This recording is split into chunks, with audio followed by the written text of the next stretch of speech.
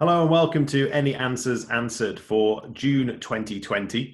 As you can see, we are still in lockdown, but still having a look through the pages of accountingWEB and picking out a couple of questions. And this time, our first question is from the rather wonderfully named Conniving Badger, who has asked a question relating to employment-related securities. Tim, their question is, can the sole director of a closed company issue themselves new ordinary shares after starting to trade without having to report it as an employment-related security? What do you think?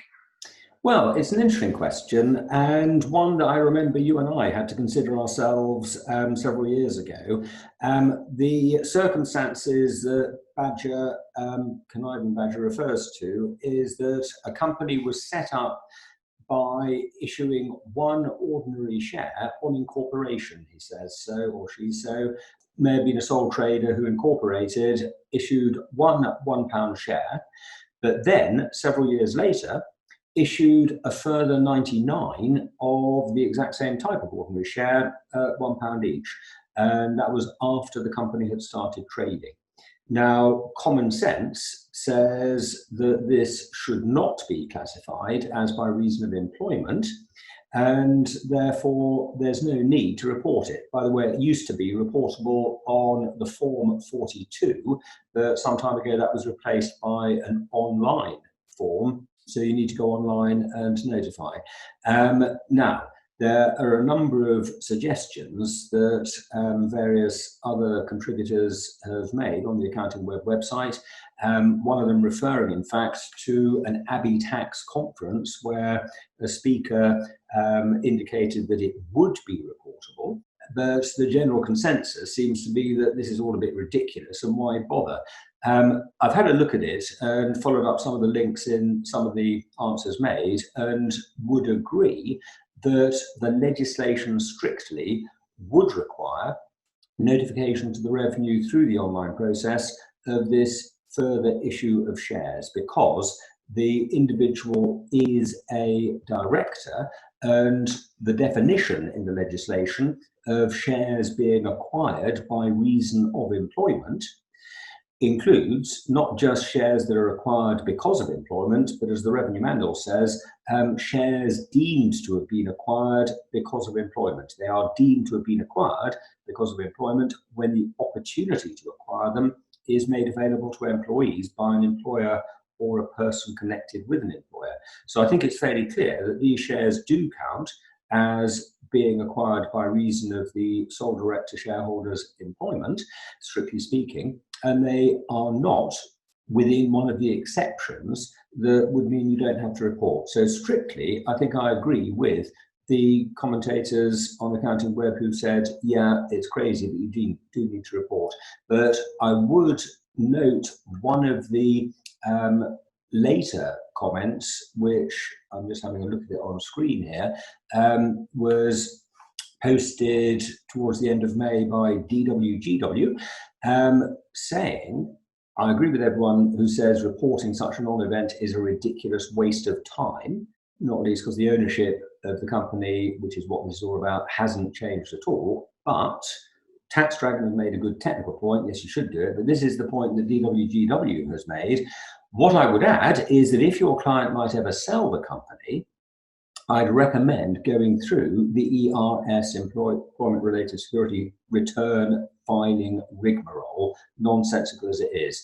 And that's because they'd advised a vendor whose sale floundered, or very nearly did, on this very point.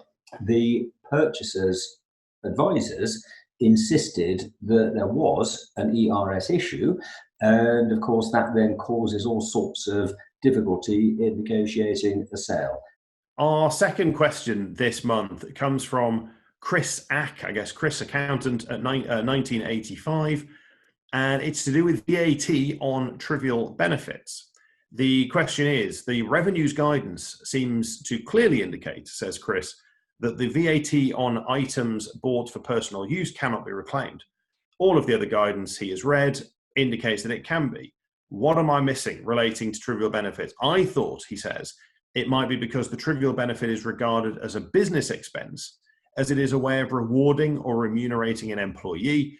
However, a reward of or remuneration does not count as a trivial benefit. It's certainly one that a lot of people, Tim, don't even think about.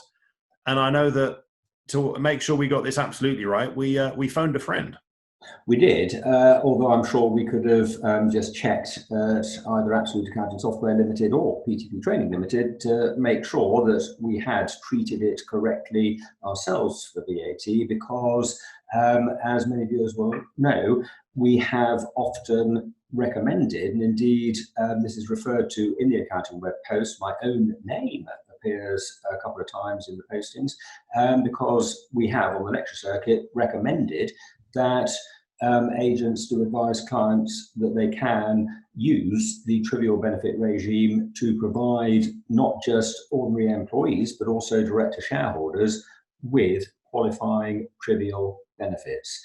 Now, if, as in our own case, the company buys, let's say, a dozen or so John Lewis gift cards at 50 quid a throw, then in the first instance, they look as though they're going to qualify for income tax exemption under the trivial benefit regime, as long as they're then given one at a time to employees or directors and are not a reward for services. And so we need to be quite careful to follow the rules, as you and I are. But the question then arises, could you recover VAT? Now, disregarding the question as to whether there is VAT on gift cards, which is a different issue altogether, maybe instead of a gift card, it's a bottle of champagne that costs, let's say, £24, of which £4 is VAT. Well, can you recover that? Answer, no, because the trivial benefit is not an expense being incurred by the company in connection with the business that the company operates and in respect of which it's a registered trader for VAT. And this is one of those important differences between direct taxes, where you would rightly argue that the company can claim corporation tax relief because the expense of the trivial benefit is part of the overall remuneration costs of the company, whether it's to regular employees or directors. But although it's a benefit that is corporation tax deductible, but a tax exempt benefit for income tax, it's not a cost incurred by the company in connection with its vatable business. And there's no direct link or nexus between what the company is doing and the cost incurred on the benefit, unless the benefit is in fact a reward for services. So if you give your staff a £24 bottle of champagne and say, you worked really hard this week, thank you very much, that's for working really hard, then I would recover the £4 input tax, but it wouldn't be a trivial benefit. So it should go on a P11D or be dealt with in some other way as a taxable benefit because it's a reward for services. So the simple answer to the question is you can't have it both ways. If it's a trivial benefit for income tax, it'll be tax deductible for the employer and tax exempt for the employee. But if it is a trivial benefit, it's not going to be deductible for VAT, the input tax not recoverable, and if you like, vice versa. Okay. I think, as you say there, it is an area that a lot of people are starting to use more than they used to, as people appreciate the benefit of it, but it does bring with it these finer points that we have to watch out for. And one that I hear an awful lot is where people forget that it simply cannot be to do with work done. And that is often one of the catching points. But you have highlighted there that whilst that would not help you for trivial benefit, it would be great news in terms of the VAT reclaim. But I think I'd rather have the £50 deducted than the £4 on the bottle of champagne, as you say. Hopefully useful. Hopefully you are keeping well. We look forward to seeing you next time for more Any Answers Answered. Until then, bye-bye.